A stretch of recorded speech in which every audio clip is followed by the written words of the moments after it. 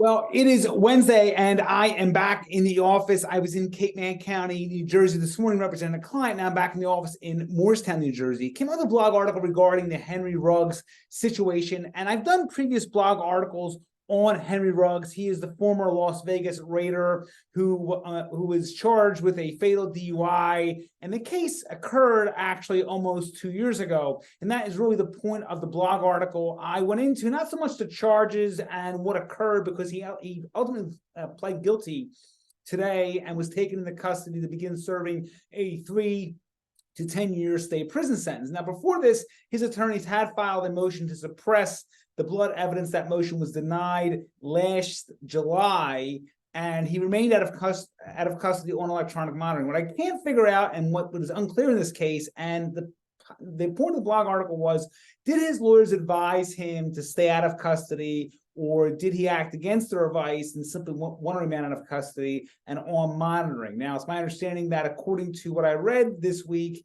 the monitoring allowed him to train at a facility, I assume, to get back in the NFL eventually, and also to receive some medical treatment, which would have been granted pretty easily, because it's a necessary thing that had to be done for his health. But the training for football, that is unique, obviously, but it goes toward his profession and his ability to earn a living. Now, in this situation, I can't figure out why his lawyers wouldn't advise him to go into custody, at least when that motion was denied, because the likelihood was he was going to plead guilty since the blood evidence was admissible, and he would have received time credit. Now, normally, time credit, it isn't really as much of a concern, because obviously when it comes to serving time in prison, we're not thinking of a professional career where our bodies, the youthfulness of our bodies are essential to our ability to earn a living.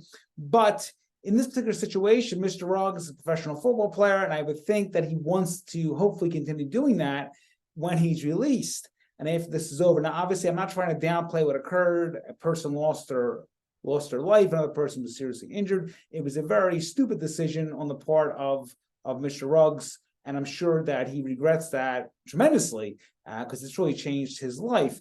But with that being said, the point of a lawyer is to advise you on the best possible strategy here. And if I had a client who was 24, going to turn 25 years of age, and I'm looking forward for him or her, and they were a professional athlete, and I'm trying to say, well, where can I put this person in the best possible position, knowing likely they are going to go into prison for a few years?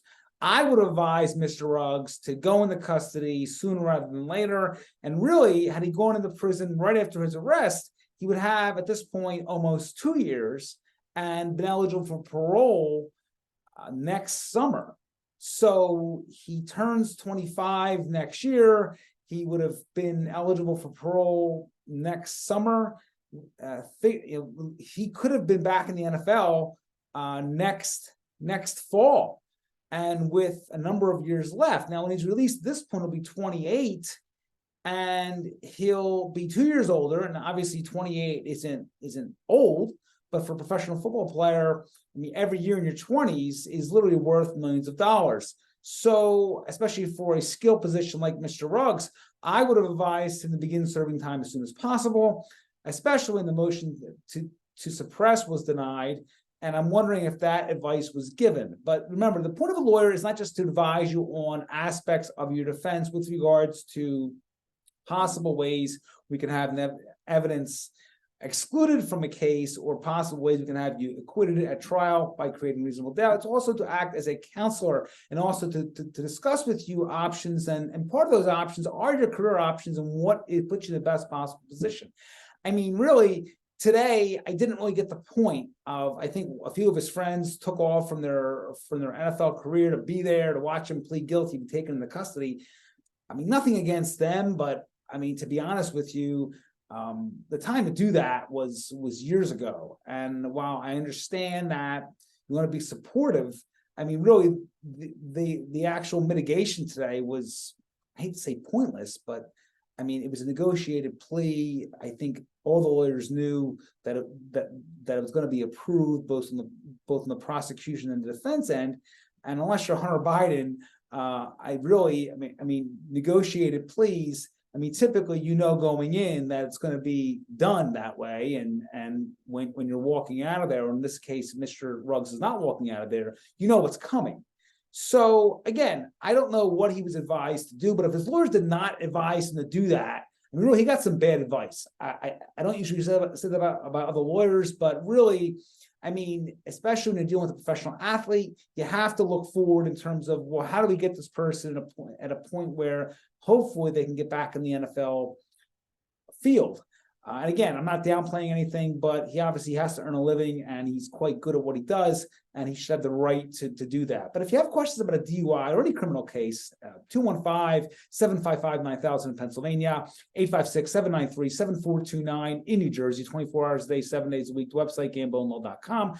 As always, a tremendous resource for you and your family. All my books, my blogs, my videos are available there in one convenient format. In addition, I'm going to link in the article that I wrote on Henry Ruggs. I think it's a great article. It just kind of breaks down what advice I would have given in this case. But again, every case is different. But again, you go to a lawyer to advise you, not just to be your advocate in court. That's obviously part of it. It's a very important part of it. But have a lawyer by your side to explain things to you and really put you in the best possible position for any case. Once again, if you have questions, 215-755-9000 in Pennsylvania, 856-793-7429 in New Jersey, 24 hours a day, 7 days a week. The website, gamblinglaw.com. As always, a great resource for you and your family. All my books, my blogs, my videos are available there in one convenient format. Have a great Wednesday, and I'll talk to you all very soon.